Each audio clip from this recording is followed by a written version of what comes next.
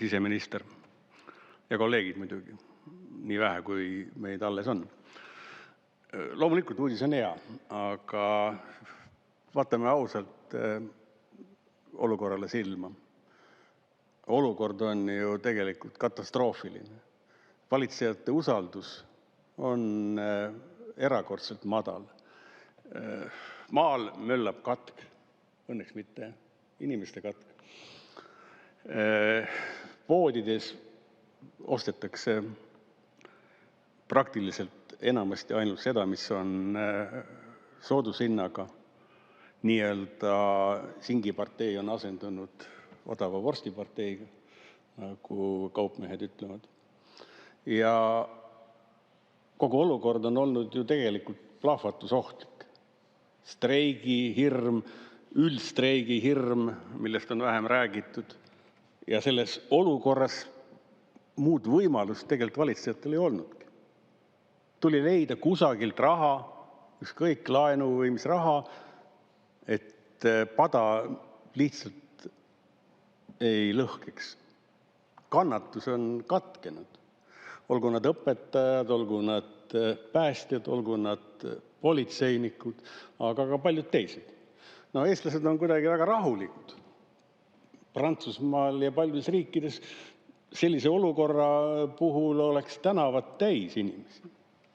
Mitte nagu meil siin miitingul, nagu siin viimane siin oli, kui ei olnud ühtegi. Kolleegid isamaalased tegid sellise, mitte ühtegi osalist ei olnud. Aga see on üldine pilt. Tegelikult ja sellel taustal see samm muud võimalust tegelikult koalitsioonil ei olnudki. Ei olnudki. Aga samas jälle, Raimond, sa rääkisid jumala õigesti, et kõik need detsiilid ja see on see vana värk. Päästjad on käinud siin meil ees ju aastaid. Ma olen kohtunud nendega siin ja Põltsamaal ja igal pool mujal. Ja aeg-ajalt on saadud natukene tõusu, aga siis on ta läinud sinna Tamme alleesse. Ja kui päästjatega räägid, toona rääkisid, et nemad ei saanud tulla sukeldujad, ei saanud midagi suurt. Aga küll said ülemuses soojas toas. Vähemalt ühe korra ma mäletan, see oli, no siis natukene otsime silma peal, siis veidi said ka need tullesukeldujad. Ja praegu on lootus, et Igor Taro suudab tagada, et reaalselt jõuaks raha sinna, kus ta peaks minema. Mitte soojadesse kabinettidesse, kus susside sahinal politsei ja päästekindralid kohvi, tassi ja masina ja oma töölaua vahel liiguvad vaikselt. Nii et see on, rõhutan, et see on tegelikult sundseisus, kus valitsus on seda teinud. See ei ole mitte nii-öelda armastusest. Ja loomulikult valimised on ees. Ilma selleta oleks Reformierakonna, no Eesti 200 häving on juba ammu teada. Nii et ma imestan, kuidas Lauri Hussar nii rahulikult istub siin üleval ees. Et tegelikult ju surnuajal on juba ammu koht käes.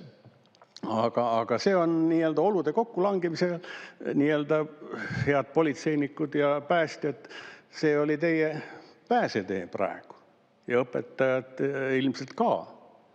Aga ma arvan, seda oleks saanud ka mõne streigiga, korraliku streigiga, siis samas Toompees 500 inimest, mis on siis üle Eesti, poleks ju mingi probleem. Ja ma arvan, tulemus oleks sama tulemus oleks käes olnud. Nii et ühelt poolt oleme rõõmsad, et midagi hakkab juhtuma, kuni 10%, 5 alates on ju, ümardatakse 10 peale. Aga hoiame silma peal ja ühiselt, ma arvan. Nii sotsiaaldemokraadid, Keskerakond, Isamaa, aga ega teil pääsu ka ei ole, Lauri ja Igor. Aitäh!